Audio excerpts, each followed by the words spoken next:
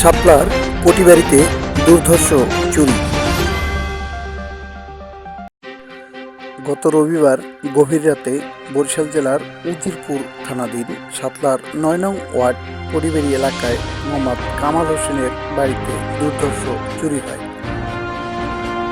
এ সময় ঘরে থাকা বিভিন্ন প্রকার স্বর্ণ ও রূপোর অলংকার সহ প্রায় ৯ লক্ষাধিক টাকার মালামাল চোর নিয়ে যায়। একই সাথে ঘরের ফ্রিজে থাকা ৯টি ইলিশ মাছ সহ অন্যান্য মালামাল চোর নিয়েছে বলে জানিয়েছেন ক্ষতিগ্রস্ত পরিবারটি। উল্লেখ্য, ঘরের মালিক কামাল হোসেন ঢাকার কচুক্ষেতে মাছের ব্যবসা করতেন।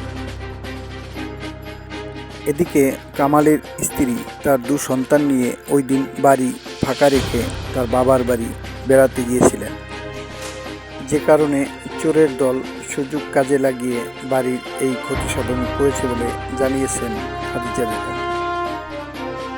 পরবর্তীতে খাদিজা বেগম বাদী হয়ে উজিরপুর মডেল থানায় একটি অভিযোগ দায়ের করেন, যার পরিপ্রেক্ষিতে ঘটনাস্থল পরিদর্শন করেন এসআই সাইফুল ইসলাম।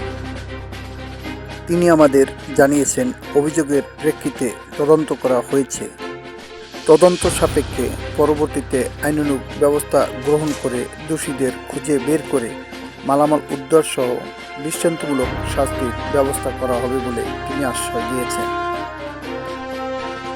ক্ষতিগ্রস্ত খাদিজা বেগম আমাদের প্রতিনিধিকে জানিয়েছেন, অন্যান্য দিনের মতো আমি সবসময় বাড়িতেই থাকতাম।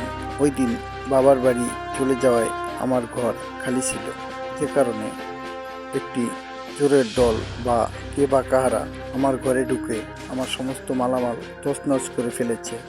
আমার ঘরে গচ্ছিত থাকা নগদ টাকা ও স্বর্ণ অলংকার রূপা সহ বিভিন্ন দামি মালামাল চোরের দল নিয়ে গেছে, যে কারণে আমি উজিরপুর থানায় একটি অভিযোগ দায়ের করেছি। আশা করি তদন্ত সাপেক্ষে দোষীদের ধরে দৃষ্টান্তমূলক শাস্তির ব্যবস্থা করবে বলে আমি আশা প্রকাশ করছি।